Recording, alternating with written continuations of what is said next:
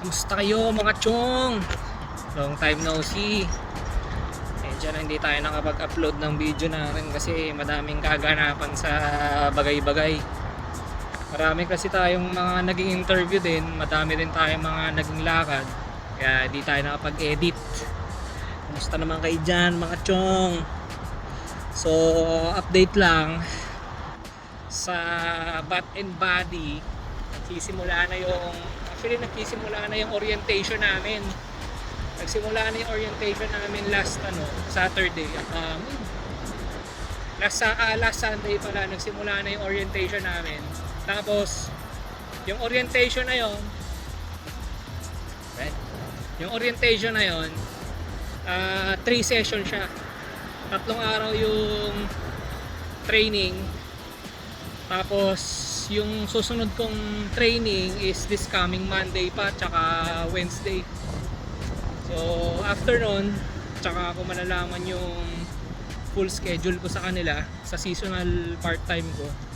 Kasi sabi nila starting October daw busy na dun sa store. So ngayong araw, punta tayo ngayon dun sa company na nirefer kay Wenny ng classmate niya. Kasi yung classmate niya nagtatrabaho sa isang bakery, sa parang bagel bakery. Ngayon yung client nila naghahanap daw ng full time. Kasi hindi siya pwede kasi student siya. So in-announce niya sa group nila Wenny na naghahanap daw siya ng full time. Sinan niya dun yung contact person, yung contact number nung taga printing press na client nila. And then, syempre, kahapon, pinuntahan natin yung yung contact person na nandun sa group nila Wenny. Kaso ang nangyari, nakaalis na. So today, sabi kasi nung nakausap ko doon, balik daw ako after 10 AM. Kasi nandun daw yun for sure. Kasi yun yung timings nila doon sa office. So pupuntahan ko siya ngayon, tapos magbabaka sakali akong natanggap niya rin yung email ko. Kasi kagabi, in-email ko din siya, in-email ko yung resume ko, basta yung mga supporting documents ko kasi printing press yung company, so at least meron akong background doon. So hopefully mabasa niya, tsaka gusto ko lang din magpakita. Kasi syempre dito una-unahan, kailangan gagawa ka talaga ng way para makausap ka nila personally. Kasi pagka online or over the phone, ang hirap. Ang hirap ng parang mag-e-expect ka pero hindi sure kung makukuha ka or hindi. Pero at least ito, kung makikita ka nila ng personal, parang ibang kasi yun. Ibang situation, diba?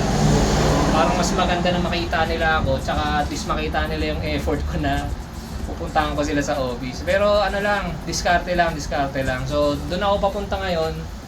Hopefully i-accommodate niya ako. Guys, kakatapos lang ng natin, meet up dun sa taong ni-refer sa atin. Pero bagong lahat, share ko lang tong halaman nagbabago na ng kulay. From green nagiging yellow na siya. Ganda. So yun na nga nangyari. So at least meron ako nakausap doon, truck driver, kasi hindi ko nga alam saan yung entrance papunta doon sa office nila. Pagpasok kong ganun, napunta ako sa nila, sa warehouse. Tapos merong doon, Indian na staff. Tapos ginaid niya, tinanong ko yung pangalan. Hindi, ginaid niya ako paloob. Tapos pagka guide niya sa akin sa loob, pumasok kami ng main office. Sakto, nakikita ko pa yung mga ibang doon, yung mga ibang staff nagmi-meeting pa nga eh. Tapos pagpunta ko doon sa kwarto, nandun na yung contact ko. Tapos biglang sabi niya, "Are you Kim?" Ganyan. Sabi, gulat ako bakit alam niya. Yung pala, siguro sakto na-connect, nakabukas kasi yung computer niya. Tapos naka-open yung email ko sa kanya kagabi. Tapos nakita ko, pinrint din niya yung resume ko. Nandun sa table niya kasi L-type yun. Nandun sa kabila yung yung resume ko. So sakto, sabi, "Are you Kim?" Ganyan. Tapos sabi niya, Dapat tumawag daw ako bago pumunta kahapon kasi pumunta ako dyan kahapon. Wala naman sumasagot sa telepono nila. Tapos sabi ko na lang kasi hindi, sakto rin kasi malapit lang din naman yung bahay ko dito. Ay, bahay ko. Yung pinag-i-stayan ko dito sa area nila. At least sobrang lapit kasi talaga. Tapos ang business nila, mga printing na mga flyers, mga posters, yung mga ganyan. Basta printing sila ng mga kung ano-ano. So parang yung last usap namin, i-discuss niya daw sa kapatid niya yung resume ko. Tinanong ko rin kung anong opening. Kaso sabi niya lang, di-discuss daw niya muna yung resume ko sa kapatid niya. So hindi ko alam kung anong ina-applyan ko dyan. Pero anyhow, kahit ano pa yan, parang sa operations na side or kung taga-ayos ka lang ng mga produkto nila sa warehouse, ayos lang kasi at least full time. Kasi malaking bagay talaga yung full time dito.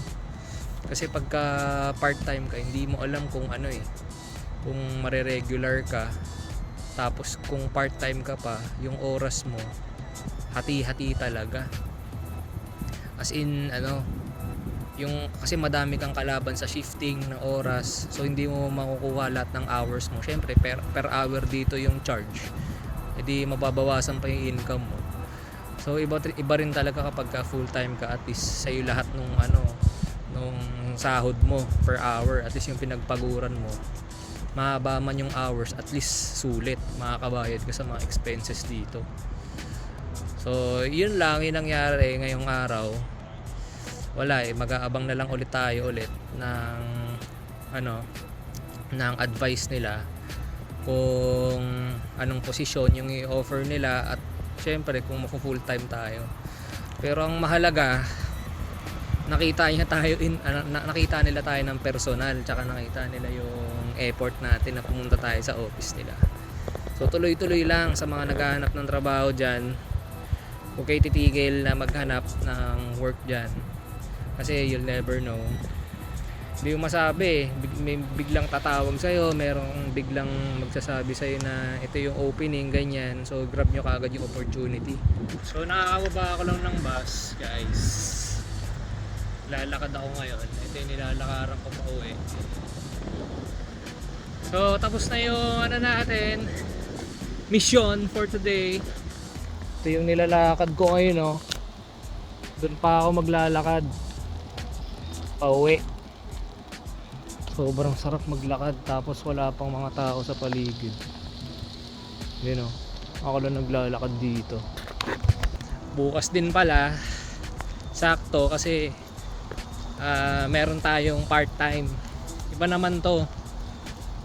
Sakto lang din kasi yung kasabay kong Pilipino dun sa Bath and Body, napa-message bigla na meron daw siya nakitang part-time bukas sa STC naman to, sa Scarborough Town Center. Kailangan nila ng mga taga-buhat, kailangan nila ng labor, taga-buhat ng mga props dun sa Halloween event nila, kasi paparating na yung October, Halloween events na. So kailangan nila ng manpower para dun sa setup. So bukas 10 AM hanggang 6 PM din yun. Tapos ang gusto kasi nila full time. Ayaw nila ng international student daw kasi gusto nila for 40 hours per week. Magtatrabaho sa kanila for 1 month. Doon tayo galing ngayon. Nandito na tayo. Unti na lang, kabayan. Hinihingal ako dito pero ayos lang, malamig. So dito ko natatapusin yung video, guys. Message nyo lang din ako or ilalagay ko sa baba yung link, yung pwede nyong kontakin dun sa part-time na in-endorse sa akin sa STC, sa Scarborough Town Center. Kasi baka sakali kailangan pa nila ng tao, kasi kailangan daw nila ng 10 to 20 people starting today yung kailangan nilang tao. Sabi ko may lakad lang kasi ako today, so bukas pa ako pwede. So bukas pa ako magsisimula. So nandito yung contact person sa baba sa link. kontakin nyo na lang siya sa Facebook. Baka sakaling ano, hindi pa, kulang pa yung slot, kailangan pa nila ng mga tao. So yun lang guys, kita-kits tayo sa next video natin. Hee!